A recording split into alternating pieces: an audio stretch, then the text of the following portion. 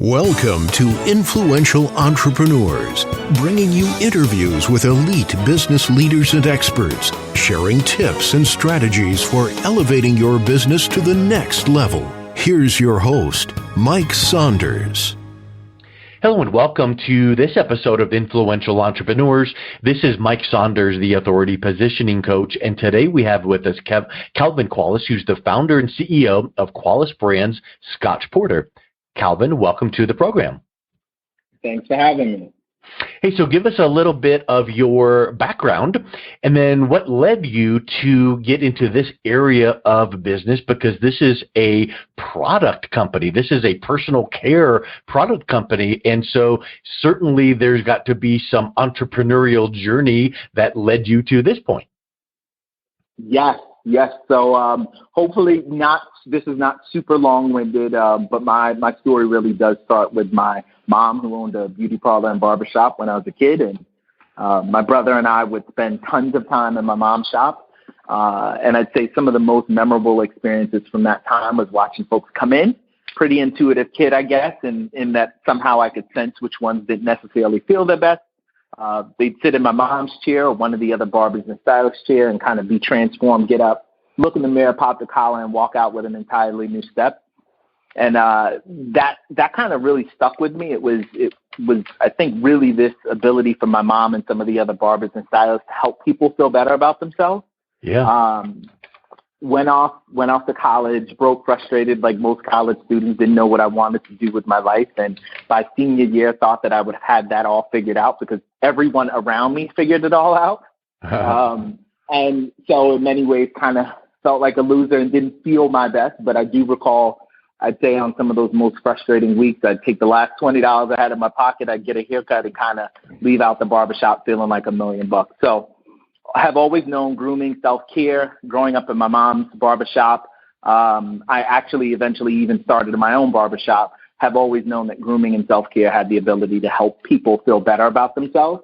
And I mentioned that I ended up starting my own barbershop. I was working in finance at a market research firm and just very unhappy and knew that career was not what I should be doing for the remainder of my life. And just decided one day I was coming home on the train, had driven past this place that I have for the last 5 years that I was working, and noticed out of the blue this brownstone building and thought that it would make an incredible barbershop, and decided to just take a bet and open up a barbershop while continuing the daytime job, and spotted an issue. Many of the customers had dry, frizzy damage here in beards, and because I was so bored with the daytime desk job, I went home evenings and weekends and created product and bring it back to the shop and hand off to the customers, and ended up creating something that the customers thoroughly enjoyed, and word spread about our products in our shop, and ended up launching a .com that became very successful for us. 3.5, 4 years later, that success spinned into a launch at Target and Walmart, very successful launches, and we've been there for about a year now, and we're growing our presence there, and the business is doing well. So that's sort of the origin story on how we started. I love that because it starts off at an early age, because you remember back at your mom's place, and you remember some of the feelings and emotions that brought up. And I literally, at the time of this recording today, I just interviewed someone that was one of the media directors and marketing brand directors for the Harlem Globetrotters. I think he spent 6 or 7 years there, and then also he worked with WWE. Well, the point is he brought up something that I think really relates to what you were talking about there, which is this tradition and nostalgia. And so I think that when you can tie into the emotion, you sell a widget, you sell a product, and you have a competitor or 1,000, right? So you're not the only one that does men's grooming and hair care and beard care and things like that. But when you can tie that into an emotional response of walking out or using that product and feeling better and walking a little higher and holding your shoulders back and kind of having that inner, feeling, I think you've tapped into something that is more than just, oh, this product works well, smells good, and I'll buy it again. Absolutely. I mean, our mission is to help men feel their best and live their best, most fulfilled lives. And because of such a huge, audacious mission, we've always felt that having really good product is just table stakes. And if that's all you got, you don't have much, right? And because we have such a huge mission, for us, having great products is like we have to have great products. But we do much more than that. We add value to our customers' lives by we have tons of experts that come on. I mean, you can visit our Instagram and see every week we have either nutrition coaches, life coaches, fitness experts, just a whole range of folks that come on, and financial experts that educate folks and deliver value outside of just grooming, because we know that we're very clear that the product that we're selling is not just beard care and skincare products, but it's actually about helping people to feel their best. That's the product that we're selling. You know, you bring up an interesting point there, and I'm so glad you said it, because I didn't know because the thought crossed my mind is like, wow, Calvin, you ought to bring in life coaches and holistic approach to success in all areas, and making people feel better. And then here's one of the products we have. You guys should check it out. But that's what you're doing. And I think that is such a huge opportunity, because no one has the corner on the market on personal development, let's say. You know, there's a lot of the leaders out there, but I would venture to say, and you would know more, but is the men's personal care industry, I'll bet that there's not a lot of competitors that really tie in everything that you're doing, and then that becomes a real big competitive advantage. Absolutely. Yeah, I'd say most of our competitors are really focused on product and use. So tutorials on how to achieve the best haircut. And we do that stuff as well, because it's important, right? Style is very important. But I'd say most of our competitors focus on just that. And we're very clear that it is absolutely more of a holistic approach. And you can have great hair, you can have great skin, but if all of the other areas that are in your life are in shambles and you need a little help there, for Scotch Porter to be able to provide advice in some of the areas that are more important to you definitely builds an emotional connection. And that emotional connection is what you need, because it's not acceptable, in my opinion, for brands to just deliver great products. It really is about an emotional connection. And just out of curiosity, we've mentioned Scotch Porter several times. What's the origin of the name Scotch Porter? So when we started Scotch Porter, I literally took out a notepad and just drafted a bunch of things that I love. And at the time, Scotch was one of my favorite adult beverages. And Porter is the name of the musician, Gregory Porter, amazing jazz musician with a great voice. So it's just a culmination of the things I love. That's awesome. It's and then you build a brand around that name, that brand, and then people that are in your target audience know what that is. And I've said this so many times to people, but way back in the day, nobody knew what an Amazon was, other than a big river in, a far away land. So now we know Amazon is Amazon. Well, it's a neat story, Scotch Porter. It sounds regal, so that's cool as well. And then now people build into, or they know what you've been building into the brand. So I think that's really spectacular. Well, thank you. So let's talk a little bit about when you're when what you mentioned, you started off with a barbershop and then you went, online. Do you feel like an entrepreneur that because you are a goods and services. You have goods, which is your product, and you have services, which are, the personal care, maybe a barbershop.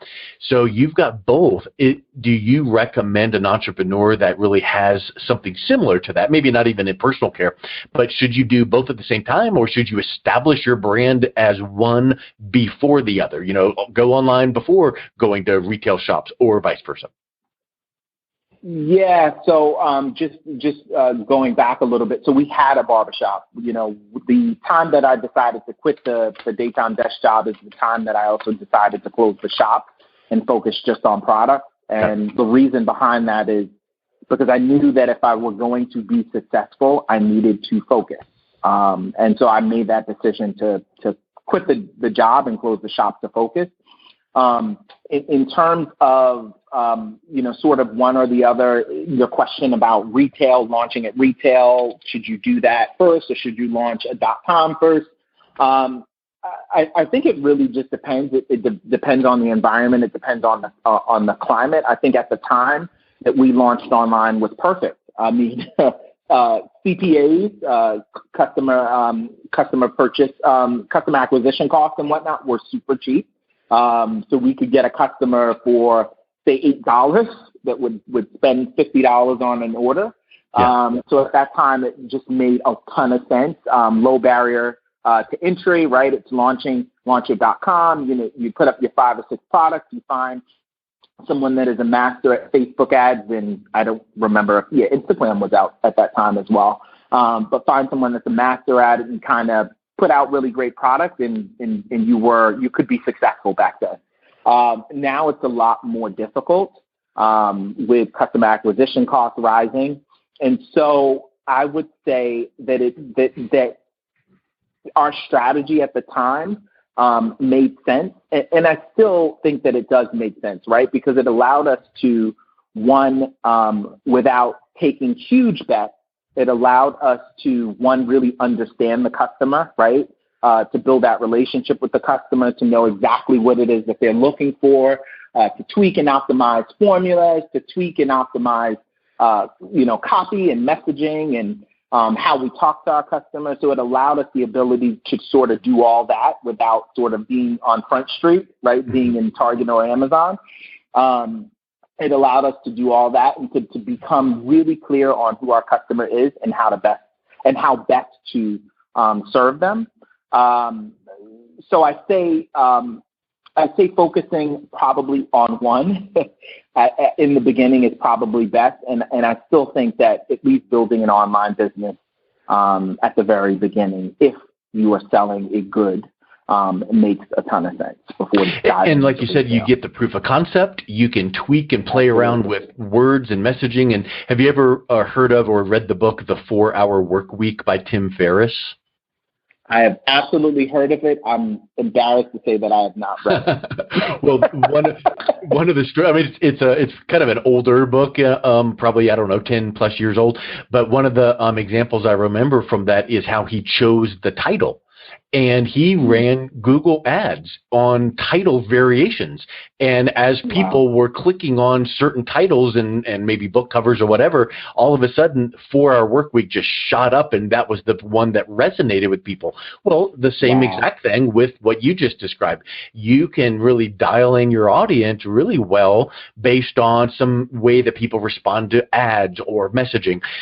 Makes me think about this. What do you do now that you've built a customer base? How do you interact with current customers to make sure that they stay customers, to make sure they know what the next type of product that they could use, or to stay, purchasing from you and know what's going on your social media? Because as we know, many platforms have algorithms where if, using Facebook as an example, boy, if you put a post up and you have X number of people that like your brand, it doesn't guarantee that everyone saw that post because of the visibility algorithm. Also, people are busy. Maybe someone's not on Instagram today and they missed your post from whatever influencer. How do you make sure that your audience stays engaged?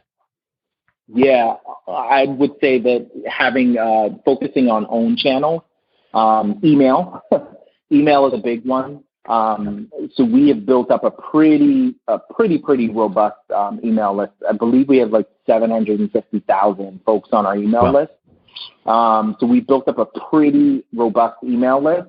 And also, as of last year, or the year before last, we've begun to venture into SMS. So we built up our email and SMS or text messaging lists to be able to reach out to customers, not only with updates on sort of the newest product launches, but also when we're launching live events where we have experts, or we're always creating content, video and content that you can read, in areas that I discussed before, physical fitness, nutrition, health and wellness, just a whole host of things that we talk to customers about. So we really, really leverage our email and SMS list, and we also leverage social. But I think it's super important to understand that we do not own every interaction that we have on Instagram or Facebook or some of these other platforms.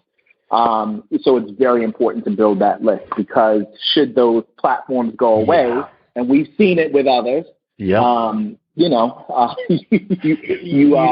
We could probably, if we were on, a video right now, we could hold up a microphone and drop it and go, okay, that's it right there. That's the business lesson to take away, because while social media is necessary, man, there are businesses and brands that just kind of turn a blind eye to anything but social media.